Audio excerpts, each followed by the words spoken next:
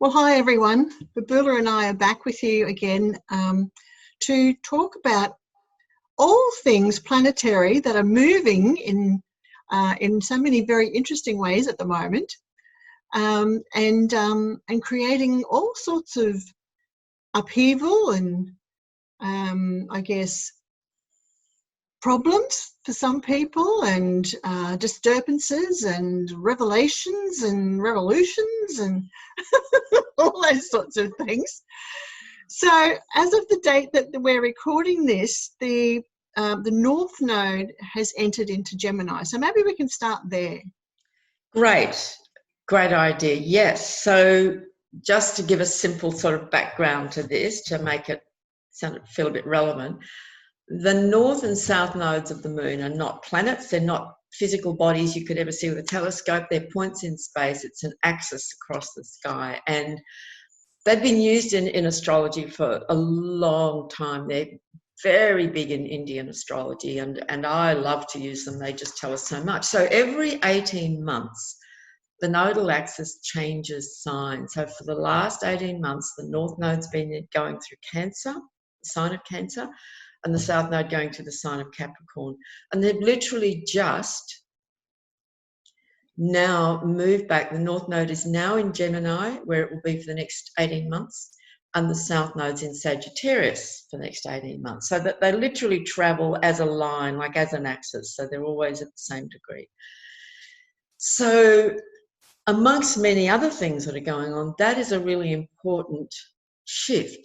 That change of the nodal axis every 18 months. And for the nodes to complete their orbit through all the signs is about 19 years. So the North Node now in Gemini, with a lot of other activation of Gemini, which I'm sure we'll touch on, is really quite significant. There's a lot happening in the sign now and over the next couple of months particularly, and so the North Node is like a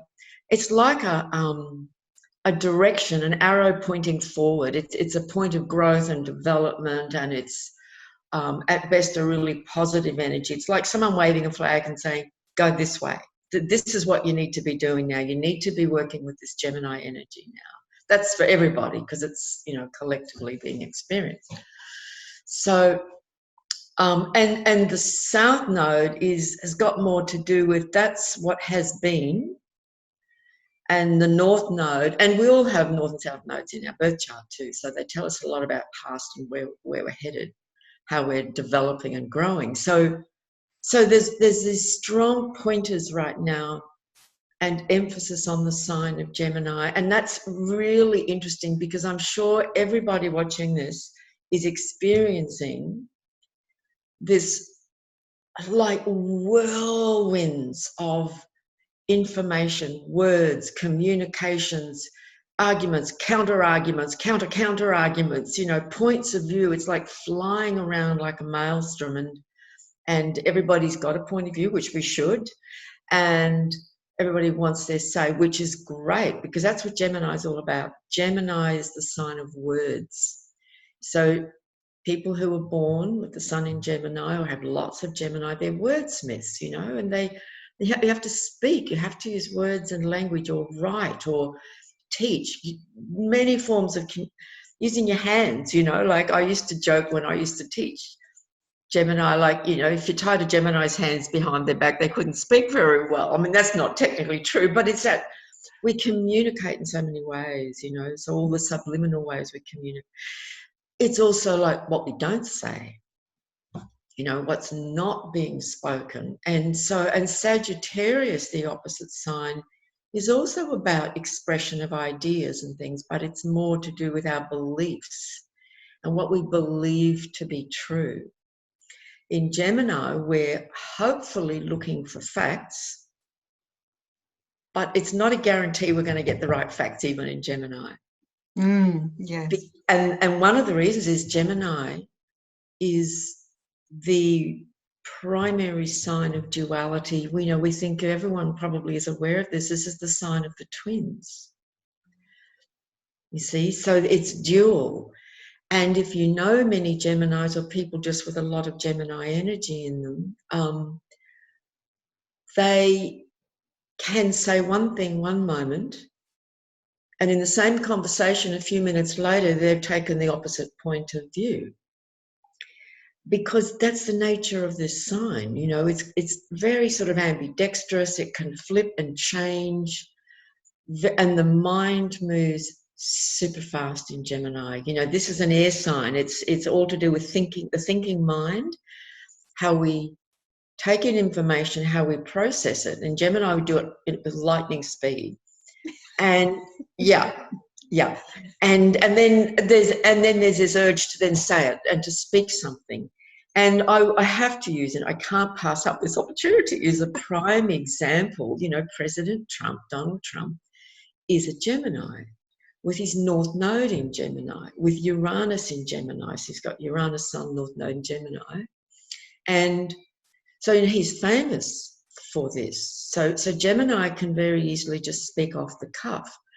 But it is truly the sign, like people who write a lot, and prolific writers, prolific songwriters. There are so many examples I could give you of, you know, some like Bob Dylan. You know, they have a bunch of planets in the sign of Gemini, and this stuff is literally just pouring out of them. You know, writers, poets, people who write movie scripts, and that they have to express themselves. So now that the North Node's in Gemini, it's like that energy is getting really activated in us, and I have something to say. You know, I've got to say something.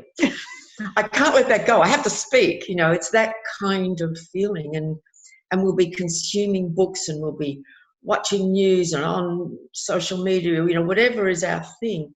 By the way, the media, journalism, publishing, those arenas are all governed by both of these signs, by Gemini and Sagittarius.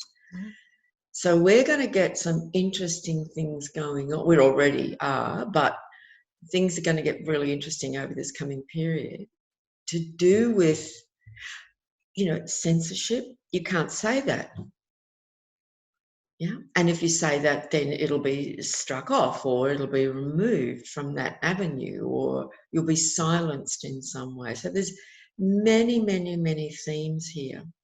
And we're seeing that, aren't we, with certain people saying things on YouTube and being outspoken, and those clips are being removed. Fact checkers. Yes.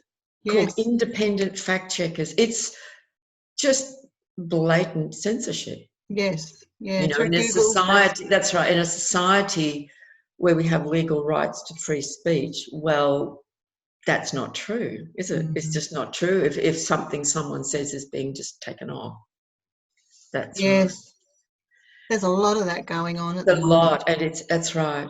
It's a lot going on, and it's not right. You know, people have a right to express themselves, and we highly value that in our society. You know, it's high value. So how long does the North Node stay in Gemini? 18 months. Oh, 18 months, that's right. Yeah. So, and what it does is that the nodes don't go forward through the signs. Like normally a planet would enter a sign at 0 degrees and then go to, 1, 2, 3 until it gets to the end at 30. But the nodes actually move backwards because they're not physical bodies, they're not planets, and they actually move back. So it's just entered in at 29 degrees of Gemini.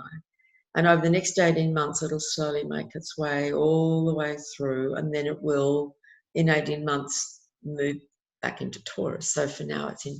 And Gemini is an air sign. It's the mind. It's the quick mind. Our minds, our mental energy, our thinking, our thoughts. We might find ourselves feeling just like, I can't sleep because my mind is just so busy. I wake up and I can't stop myself from thinking, because there's this energizing of this sign. Yeah. Well, I have Moon in Gemini, and I do a lot of public speaking. Yes. I've done a lot of writing. Yes. I've had articles published. I've spoken at conferences, so I can certainly Yeah, see how that plays out in my Exactly. life. And now you're doing all of these, many interviews with many Yep. different people. It's fantastic. Yeah, yeah. And that's because I have Sun in Sagittarius, and Right. that's, the archer with the spreading the seeds out of all the information, across That's the right. lands. That's right. Do you know, I read a wonderful description recently online by an astrologer. I wish I could remember who it was. I can't. And it was the most wonderful image I'd ever come across of like Sagittarius, the archer, shooting an arrow into the heavens, because, it's that always seeking higher and higher and higher truth in Sag.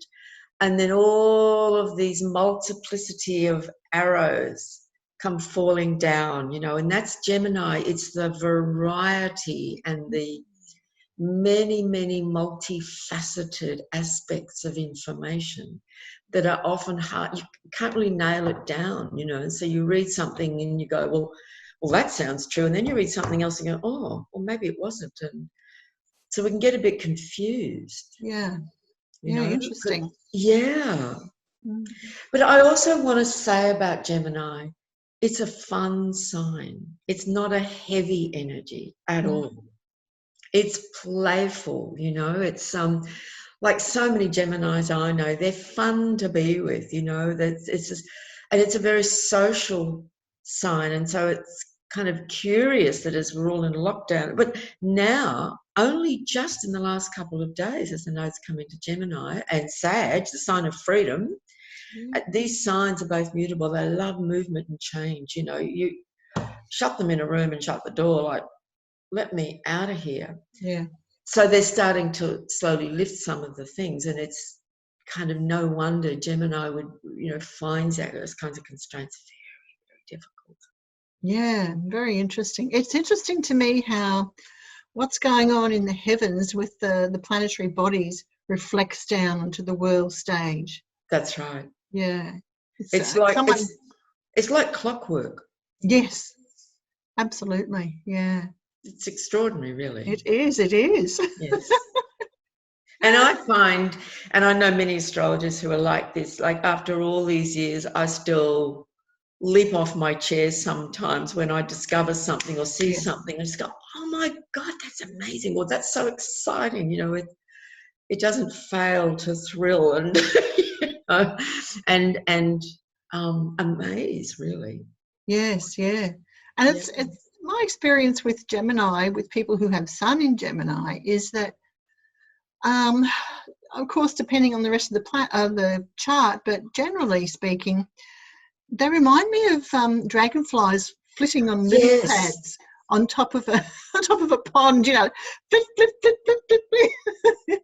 That's exactly right. It is the sign of the busy bee and the butterfly, and I once in a meditation actually had this really clear image of that, like in a garden full of flowers on a lovely spring day, the sun's shining and the birds are singing, and the bees and butterflies, because it's their job, they're literally just moving. You know how quickly butterflies move, but then they'll land on a flower and they'll drink the nectar, or the bee will pick up pollen and then take it to the next flower and drop some of the pollen off that are on its feet. And that's Gemini's job. It's literally like the pollination and the spreading of ideas and information.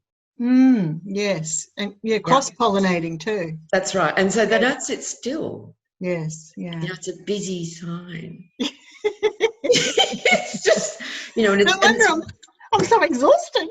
I know. It's very restless, That's why, lockdown is not a happy idea. No, not at all. Yeah, it's restless and it gets agitated and fidgety and needs a lot of change and variety and mental stimulation. I mean, we can get that through, through computers now, but still, they want to be out and about socialising and chatting and meeting with their friends in the coffee shop. If you did a little survey of a full busy coffee shop, you'd probably find lots of Geminis in there. Yeah. Well, they might be happy by the end of next month. I hear that the cafes and restaurants may be open. I think so. Maybe the Geminis will be in there first. That's right. Or, like You know how some people take their computer to a cafe to work? I can't do that. I need quiet to concentrate. But it's Gemini types. Like my son is a Gemini, and he will do that sometimes. And I've spoken to other people and say, "Oh, I love it. It actually really kind of, all that buzz around me actually helps." And it's the opposite to me. Like white noise, I suppose. I think so. Yeah. So coming up though, we've got on the 7th of May, we've got the full moon in Scorpio. Let's talk about that. Yes, we do. Just got a little goosebump moment then. So 2 weeks ago on the 23rd of April, we had the new moon in Taurus at 3 degrees of Taurus, conjunct Uranus, and then now we're at the halfway point of that 4-week moon cycle. So 2 weeks ago, the new moon starts the new moon, monthly moon cycle. And now we're coming up to the halfway point when the moon's at her brightest. And so the sun is still in Taurus, and the full moon occurs in the sign of Scorpio, opposite. So you have the sun in Taurus opposite the moon in Scorpio at 17 degrees of Taurus and Scorpio in the evening. It's actually exact at 8:45 Brisbane time on Thursday evening, the 7th. And this is a really potent full moon in the yearly calendar of 13 moon cycles. One of the reasons I've just always found experientially that it's a very strong, like Taurus and Scorpio are strong, deep, powerful energies. But in the Buddhist world, and there are Buddhists all over the world, large populations, but in the Buddhist tradition, this particular full moon every year is called Wesak, W-E-S-A-K. And it's celebrated as the birth of Buddha. So, for many Buddhists, it's just the birth of Buddha. Like we celebrate Christmas, representing and symbolic of the birth of Christ. Well, Wesak is sort of that in the Buddhist world. The deeper esoteric tradition, though, speaks of an extraordinary event that takes place at Mount Kailash, which is this magnificent, stunning-looking mountain in the Himalayas, which is regarded not only by Buddhists but many Hindus too, but Buddhists particularly, as the holy mountain, the sacred mountain. And it is said, well, what does happen, there are massive pilgrimages, many thousands and thousands and thousands of people, lamas, monks, regular folk, go on these long pilgrimages on foot to Mount Kailash every year. And it's like Muslims going to Mecca, or a Christian going to, say, Jerusalem. It's that the sort of pilgrimage to the holy place. That's the sense of it. But it is said that in the etheric plane, at this point, at this moment of this particular full moon, the Christ and the Buddha and all these sort of celestial beings descend to earth, to Mount Kailash, and bless humanity. And that some people who are there, have quite, extraordinary spiritual experiences. And I know that it is said that if you walk the circumference of Mount Kailash, that the tradition is that it will cleanse you of all your karma and so on. So in that tradition, this is a really powerful time, and I have just experienced every year there seems to be a really potent full moon when really strong events can take place in the world. If we're meditating, we might find ourselves just going really, really deep. It can be really, because full moons can be a very strong time to meditate, and new moons, or practice some kind of, spiritual practice, or even just, being in nature and just taking some time just to be really still and quiet and tuning in. And of course, Scorpio is all about death and rebirth and powerful, powerful, intense transformations. So it can carry quite a potent energy with it. And I notice that this particular full moon has a trine to Neptune in Pisces. So that can bring in a tremendous sort of sensitivity, a heightened sensitivity, which can be really beautiful and profound spiritually. Could also be like quite intense for some, you know. But yeah, so that's an important part of this moon cycle that we're in. This full, and the full moon, of course, is the culmination when the moon is now at her absolute brightest illumination. And then after the full moon, of course, her light will, you know, night after night slowly begin to diminish, and we come back to the next new moon, which will be in Gemini. Yeah.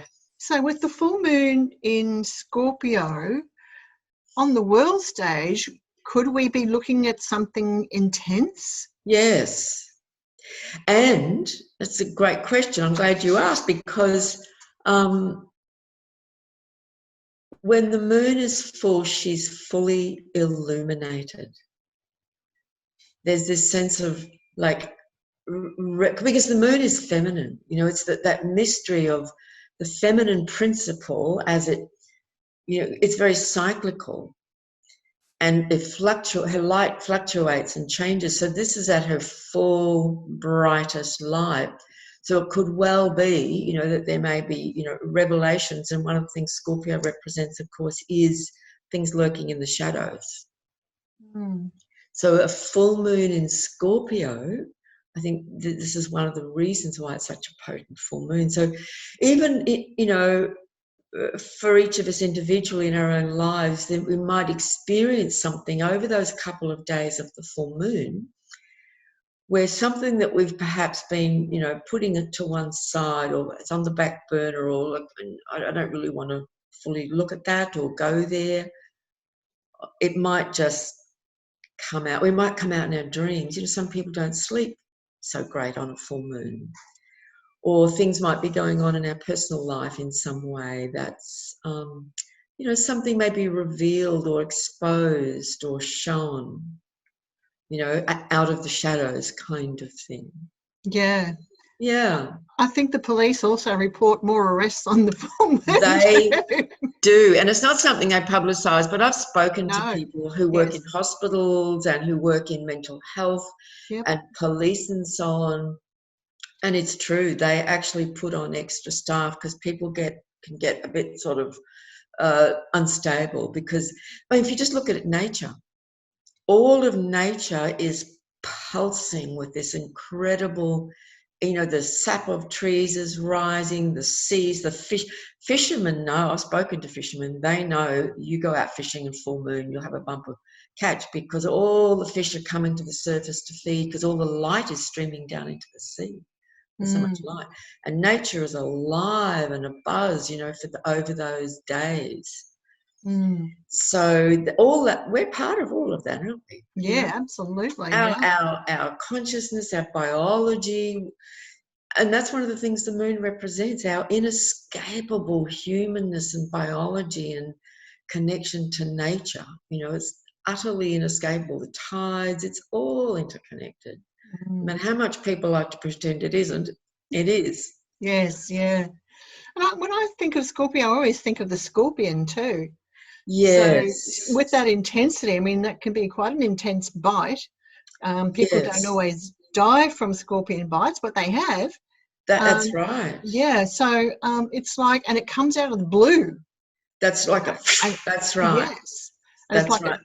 Someone shoved a dagger in you or something, you know. That's right. Or a snake bite, you know, they move like lightning. Yes. And inject a toxic poison or something. So it can get quite intense in Scorpio. And these two signs have a lot to do with power. Now, I am a great champion of the sign of Scorpio. I know Scorpio gets a bad rap, but if there's any Scorpios watching, I get it, you know, because really it's an intense sign, and there are, like, every single sign in the zodiac without exception, there is, you know, the dark shadow side. In Scorpio, absolutely. But there is also, you know, the very best of that sign and what its real purpose is when a lot of transformation and healing has taken place. It's an extraordinary energy. I'm wondering whether would Scorpio play a part when that Scorpionic energy, say, with assassinations, for example? Yes. Well, yes, if you could do some research, easily. We now have these amazing astrology programs that can research for hundreds, thousands of years. Yeah. Forwards and backwards.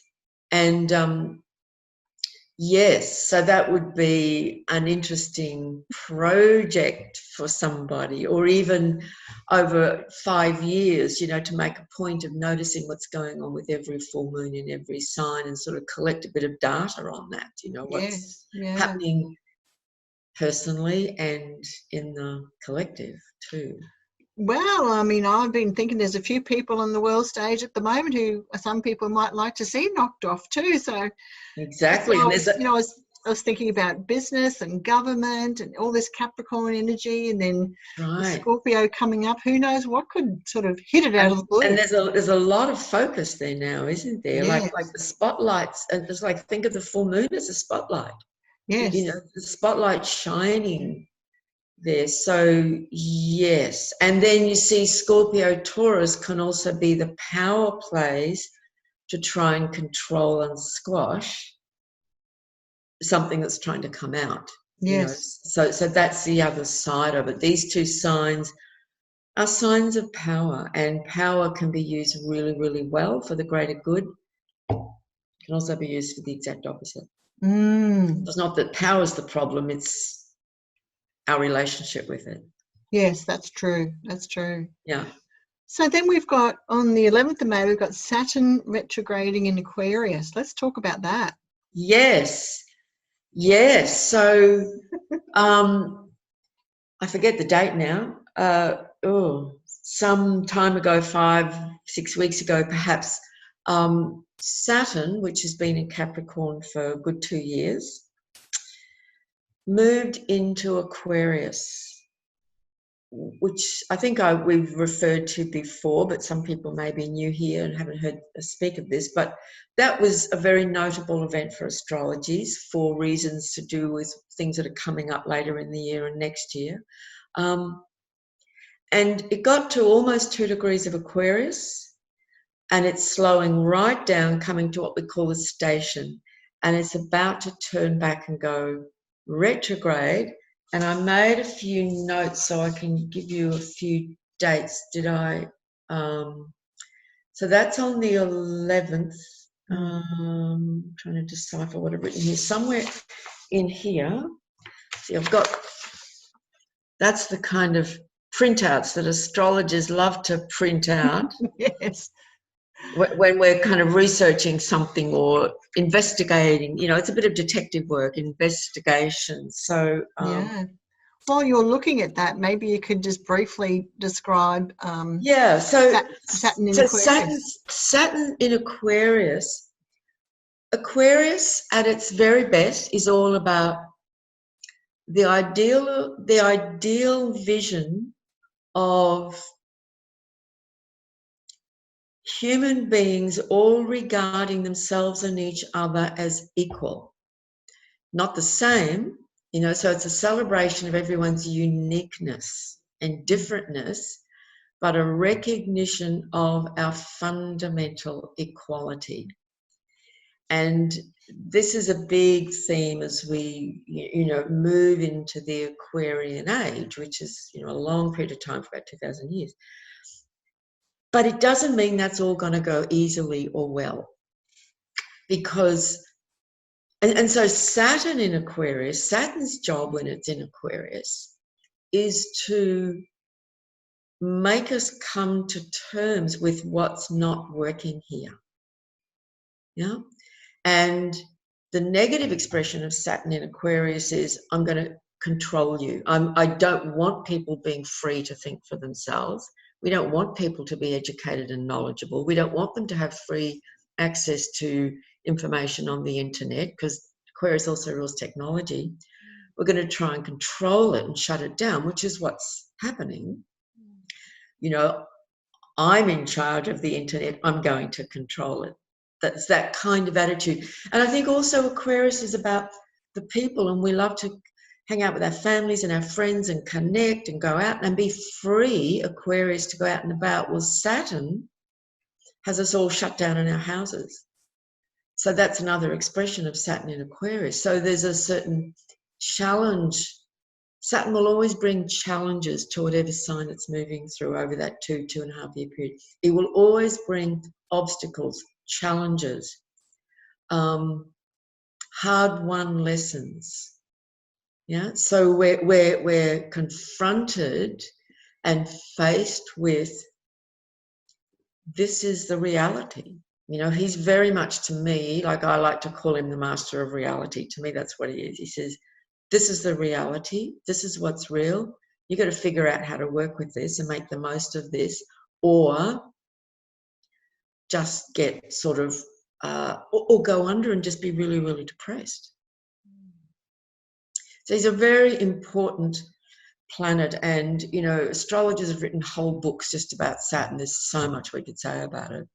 So we're getting a taste of what's to come in the next couple of years as Saturn fully goes into Aquarius. We're getting a taste for these 3 months of, we're getting glimpses of what might be possible and also what's not working, you know, and we're getting evidence about it. Yeah. So, yes, in very real terms, because Saturn's not airy-fairy, it's very real. Yes. You know, and the infringement on our liberties. So, you know, a real ideal for Aquarius is, you know, it's very libertarian by nature, you know. And so as Saturn makes its way retrograde and starts to turn back, it'll head back into Capricorn. I'm sorry, I can't find that date. That's all right. No, I did make a note of it somewhere, but it will go back into Capricorn, probably in about a month, I'd say, and stay in Capricorn until December, when he will come back into Aquarius. It's around about the 17th, 18th of December. And then all through 2021, 22, Saturn will be in Aquarius, and we'll get the full experience of Saturn in Aquarius. And Saturn is also about the work we have to do, both in our own chart and however it's moving in any particular time. You know, so we can only speak of the collective because everyone's chart is individual to them as to how that Saturn in Aquarius might affect them personally according to what they've got in their chart. But in the collective, humanity is going to be working on these Aquarian themes and issues. While it comes back into Capricorn, its own sign, we're still dealing with the big brother issue, big time. Yeah, yeah. Big time. You know, the patriarchal structures and systems of order and control. Yes. You know, which is what that whole Pluto-Saturn conjunction's been about this in January, and as a statement about the whole year, actually. So when Saturn at the end of the year finally leaves Capricorn for good, well, it'll come back about 30 years' time, but, you know, and be in Aquarius over 21, 22, we're going to see some very interesting developments and some very interesting and important changes. And I think because Aquarius is the sign of the people, that's what it's about, because it's an air sign, and it's to do with communities, groups, friends, connecting, knowledge, you know, like really. It's also, of course, to do with technology, science, and so on. And both of those things can be used for good or not good, science and technology. That's very clear. You know, in themselves, they're not right or wrong. It's just what we do with them, really. So, yeah, this sign of equality and liberation and freedom and humanity and the people. You know, the United States has the moon in Aquarius, and it was actually founded on these principles of the rights of the people. Yeah. Yeah, and it's sort of, the moon is late. It's later. It's 20-something of Aquarius, so it won't be. It'll be about 2 years before Saturn gets to that moon that's about the same time as they have their big Pluto return, about the same year. So America's in for a very powerful and in many ways very tough transitional period. And many are saying, you know, visionaries are saying that America will transform in a really positive way, but it's going to go through a really rough time. Yeah. In the meantime, you know, Yeah. but it's going to absolutely transform all its systems and become what it was always meant to be, you know, a leading light in, instead of this, you know, this arch controller who wants to control and dominate everything. With that Saturn in Aquarius, it just reminds me, like, Aquarius is, you know, it's about the revolution. Yes.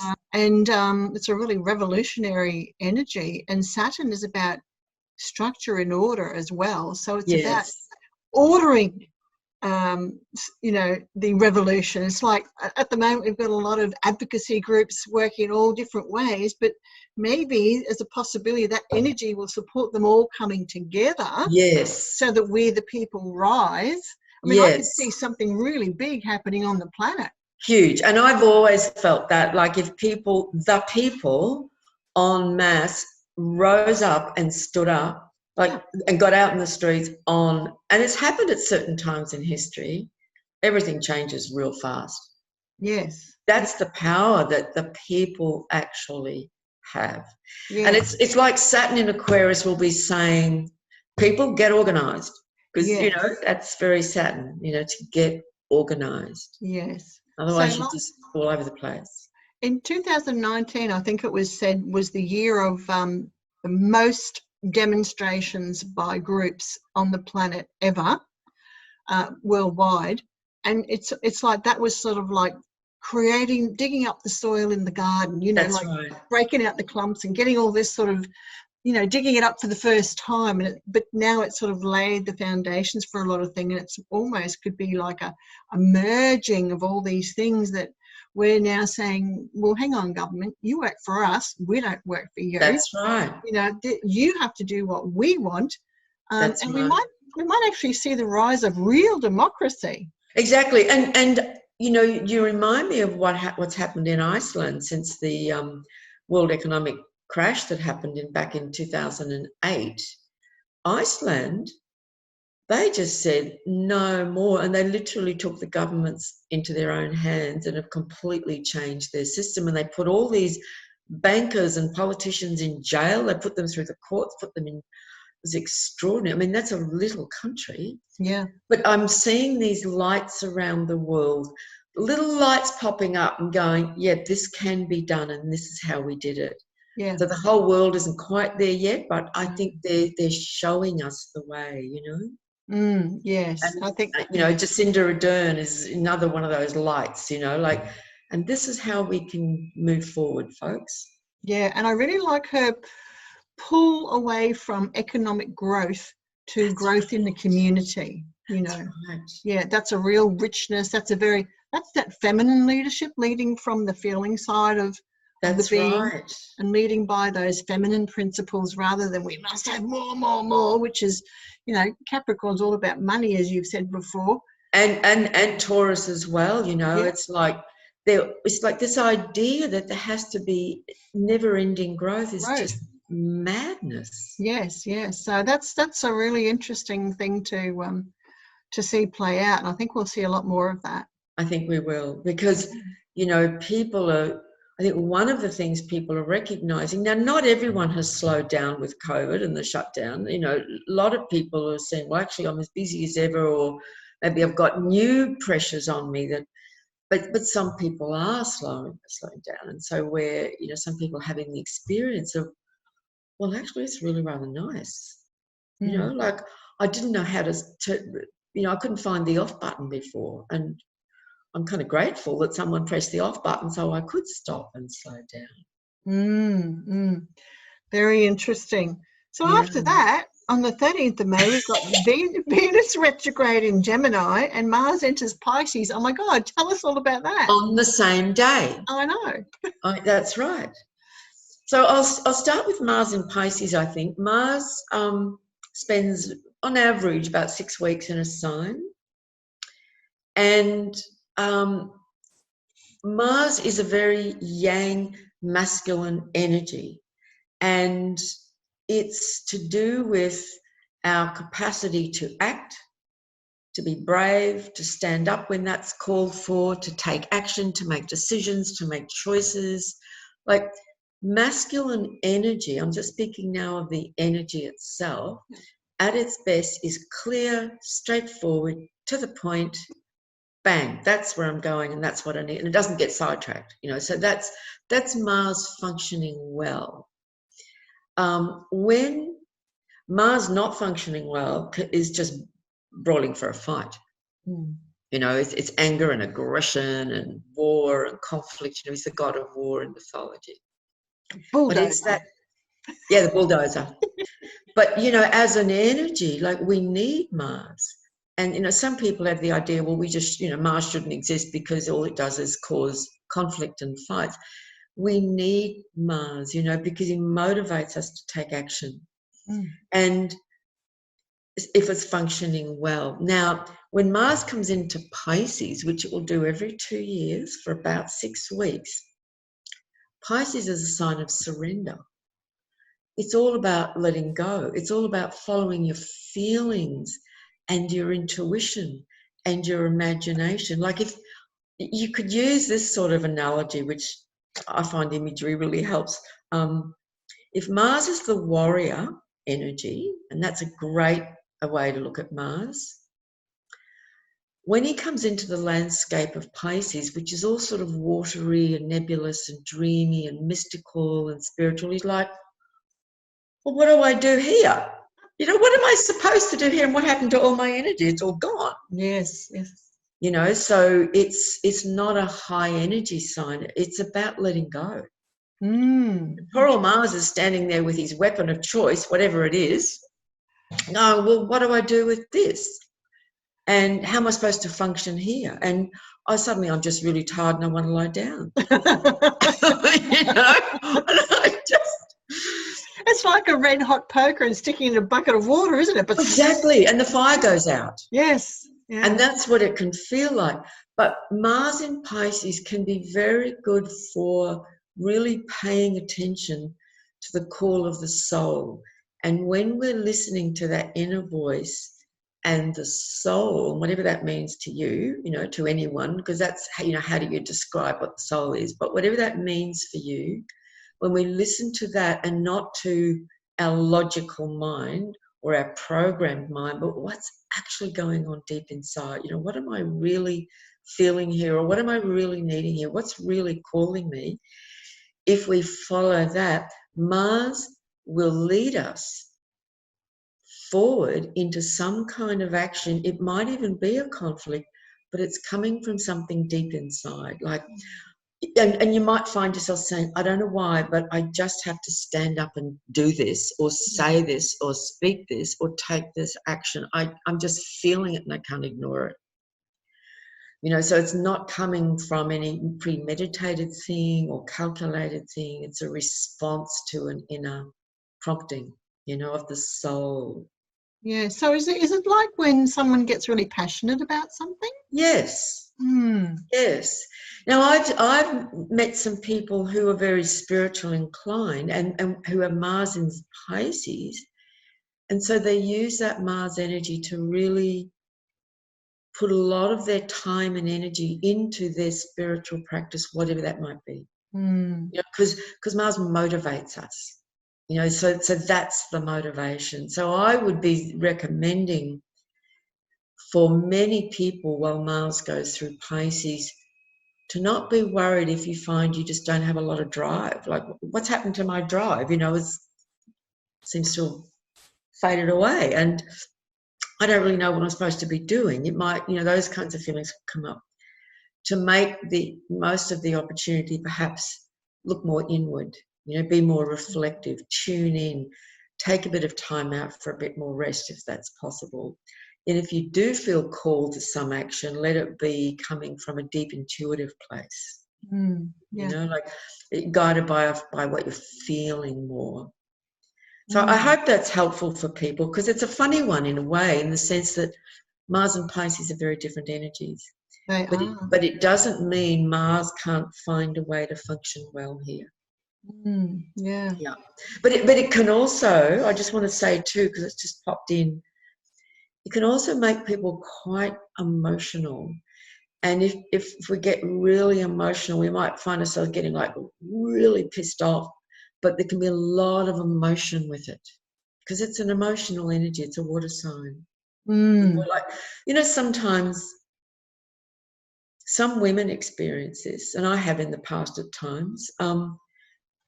You're feeling really angry, but find it really difficult. And until you've learned to express your anger cleanly, it all comes out with lots of tears. And then you're really frustrated because then you feel misunderstood. So it can get really just all very mixed up emotionally. Yeah, well, that's very typical with women. Yeah. Unexpressed anger is we cry.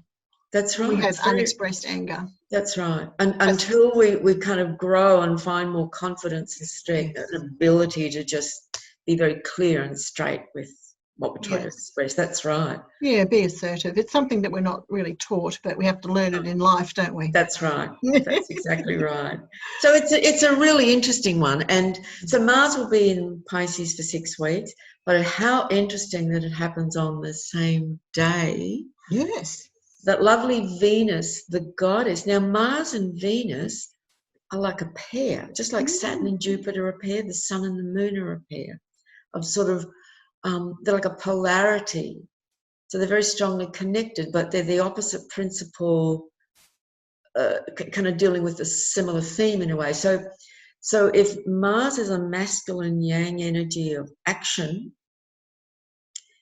Venus, she's the shining light of the goddess, of the feminine, who doesn't necessarily take action so much. She just shines her light and radiates and beams out love and beauty and creativity. And Venus represents the urge in us to share. They are both relationship planets because one's feminine, one's masculine. Yeah. The amazing Liz Green, who's a Jungian analyst, astrologer, just an extraordinary, many, many books. She wrote a wonderful book back in the 80s, I think, called The Lovers of the Zodiac, and it was all about Venus and Mars. Yeah. Yeah.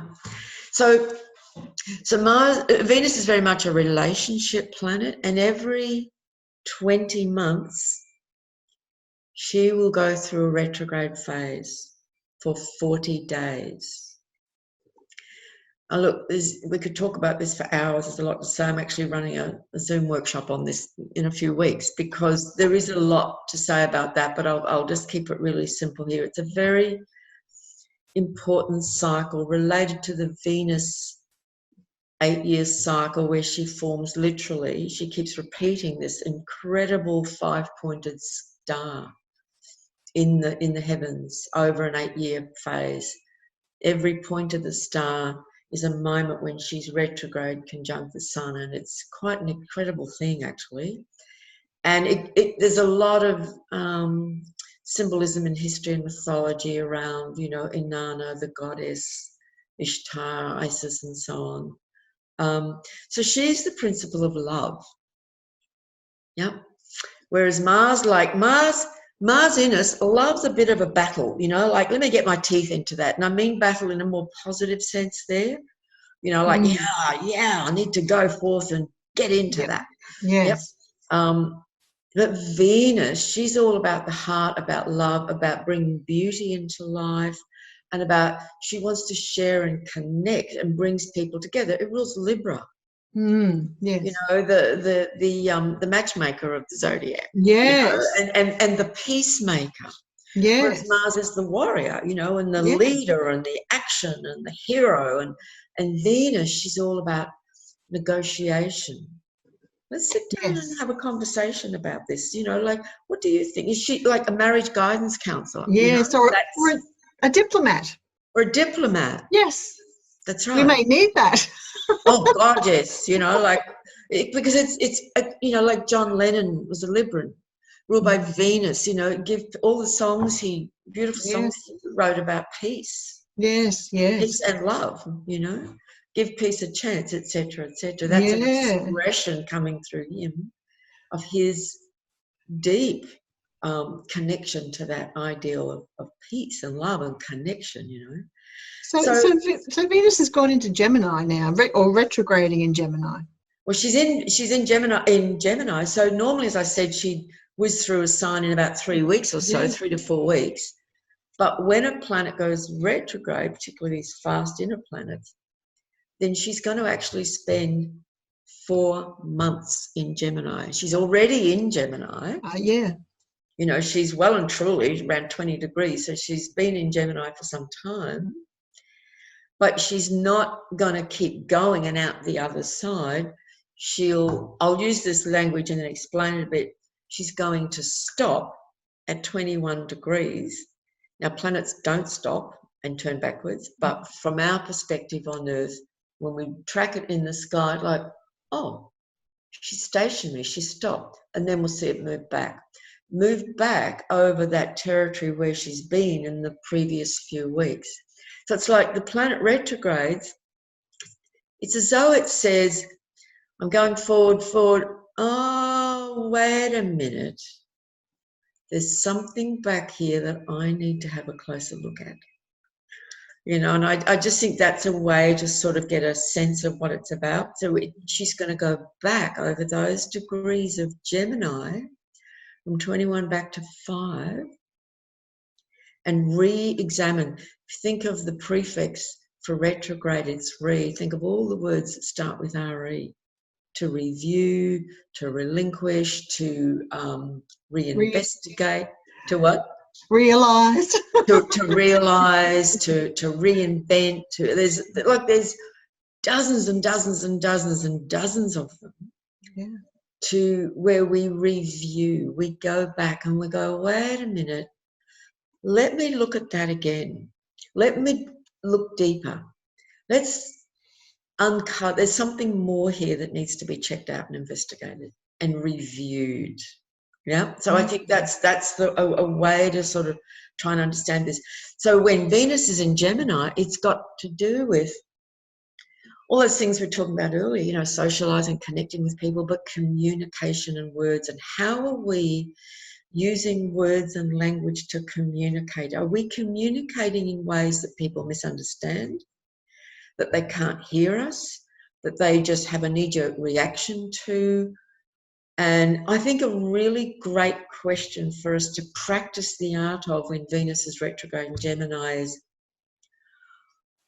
you know, we express something and then say, did you understand what I just said? Because we mishear each other all the time. We hear what we think we heard. We even read what we think we read. We don't always actually digest it properly. We don't, you know, because we're so full of bias and opinion, all of us. Yeah.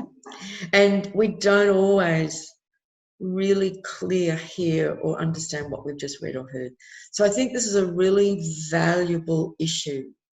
And in our personal relationships, both with partners and just people in general, and women generally, Venus is a feminine energy, you know, daughters, sisters, friends. It's often a time when Venus goes retrograde when relationships go through quite a bit. It's a time for real review. Yeah. While you're talking, I'm thinking about this female Venus energy that is relating and communicating with males whose fire has gone out. So I'm wondering whether the female voice might actually be heard a bit more. Wow, I love that. That's amazing. What a wonderful way to see that. So you get, you know, fresh eyes and ears. That's great. That's true, because the masculine energy is going to take me a bit of a breather in a way. Yeah, because it's had enough. Now, I want to bring something in here that I just saw. There's a famous painting, I think it's one of the Botticelli paintings, and it's often used by astrologers when they're teaching to demonstrate this point. It's a stunning painting of a classical mythology representation of the god Aries Mars rules Aries, and the goddess Aphrodite Venus. Now, Mars is normally, you know, he's described in the myth legends, you know, as this warrior. He's always ready for battle, and he's dressed in all his armor. He's got his spear and sword, and he's ready to go. And she, of course, is just this, you know, she's Aphrodite, she's Venus. And this painting shows Mars Aries just kind of lolling about. He's sort of asleep, which is very Pisces. All his armor has been disrobed. He's in complete disarray because they've made love. And she is the only one who can bring Mars to this place of where he is disarmored now. Mm. He has shed his armor, and she's sitting up fully awake, just smiling and going, well, yes. So, you know, in our world, we believe that the masculine is more powerful because that's just the programming. But the feminine is immensely powerful. It's of a different type of power, you know. So there's many ways you can look at that. Many ways you can see that. Yes. But there's there's something about her beauty and her love. She is the love principle. It's the power of love to disarm war and conflict.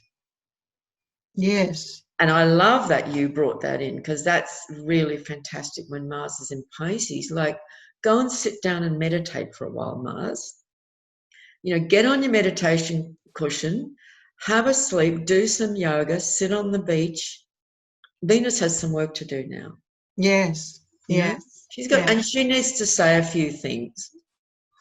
Yes, and I would encourage all women listening to this, who are probably 100%, it's all women listening anyway, almost. Probably is that women use your feminine wiles. Yes, and not in a manipulative way, but just really your feminine power and truth and wisdom. Exactly. Learn how to use it in a constructive way to, you say, disarm arguments, to disarm bullheadedness, to conflict. all those things. Yes. And aggression. That's right. Yes. And remember, Gemini is about conversation. Mm. You know, have a conversation and take your time, because while she's in that retro, and of course people with any planets in their chart between 5 and 22 degrees of Gemini are going to be receiving this retrograde phase quite strongly, and so it's going to be quite important. Like, I'm thinking of someone that I know whose primary relationship is really going through a lot, and it's under review, and she's instigating some conversations that have never been had. Yes. Yep. And it's changing things, and the outcome is unknown at this point, but these are conversations that have never been had, that have just been left unspoken. Yeah. You know, so these are big issues. Yeah. Important issues. So then what's next? On the 15th of May, Jupiter retrogrades in Capricorn. Yes. So Jupiter is another really important player in what's going on in 2020. And, you know, in 2020, we've had Saturn conjunct Pluto, but there are also 3 conjunctions of Jupiter with Pluto. And Jupiter won't leave Capricorn until December. Jupiter and Saturn leave Capricorn pretty much together and go into Aquarius. But Jupiter is a fundamentally very positive energy.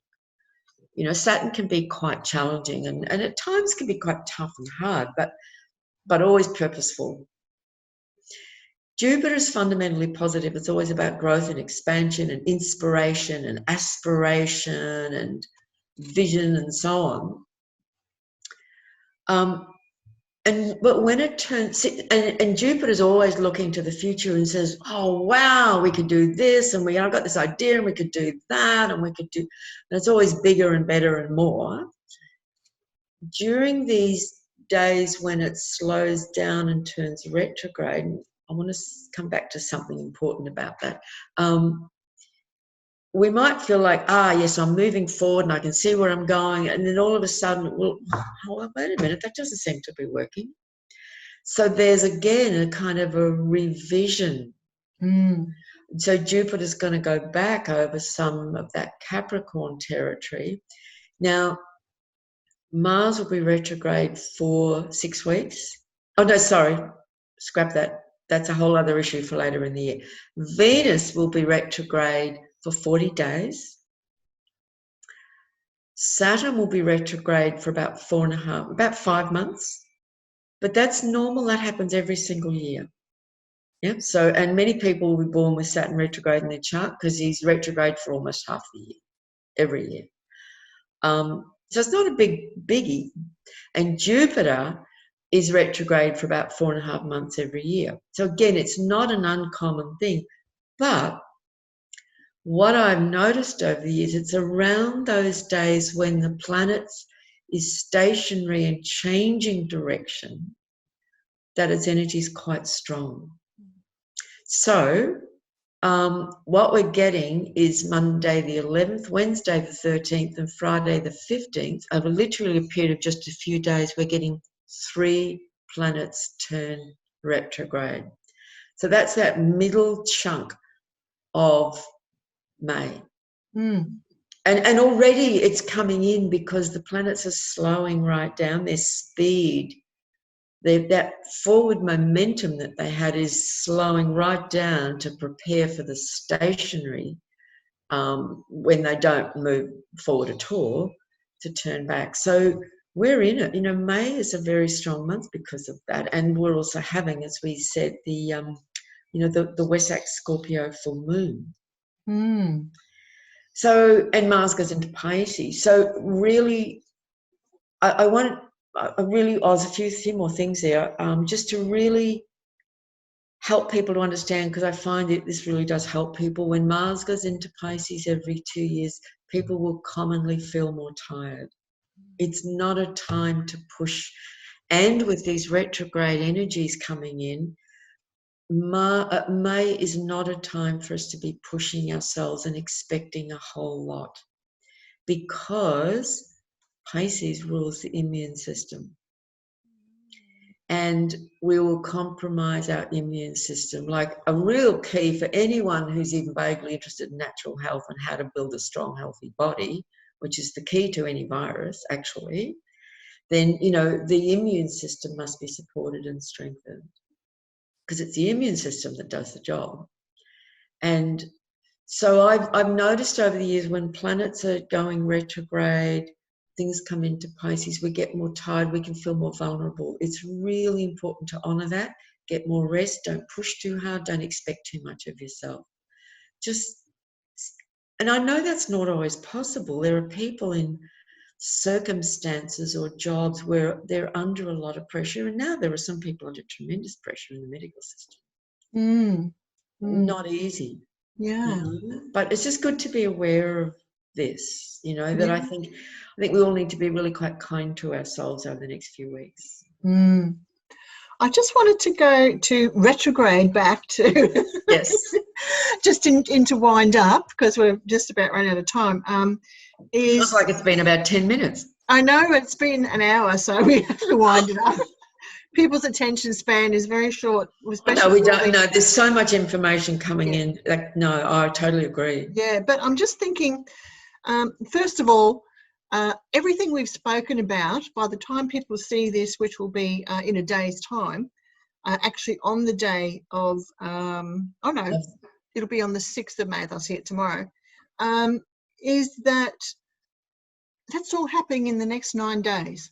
Yes. That's a big amount of things happening. It is. In a very, very short span of time. It is. That's right. It's significant. Yes. And that's why I really wanted to emphasise, that we need to be kind to ourselves and each other. And the other thing about times like this is where retrograde periods, when there's planets retrograde, and there's going to be a lot of retrograde planets in July, are periods of deep review and revision and inner work.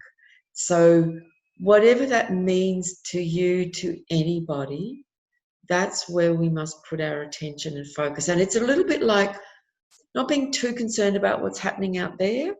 Like, we need to stay here and keep doing whatever is our practice. Really, really give time and energy and focus to that, because that's what retrograde energy is about. We're going back over. It can be a time of tremendous healing of old stuff. You know, old stuff comes up. Old people pop up out of nowhere from years ago. Old memories, old issues resurface. Great time to be doing healing therapies. I think this is really helpful for us to understand. Yeah. Wow, that's a lot to digest. It's a lot. So fortunately, this is on YouTube and people can watch it again and again. That's right. Just take your time, 10 minutes at a time. Yes, exactly. But I did want to say, you mentioned your next workshop coming up. When is that?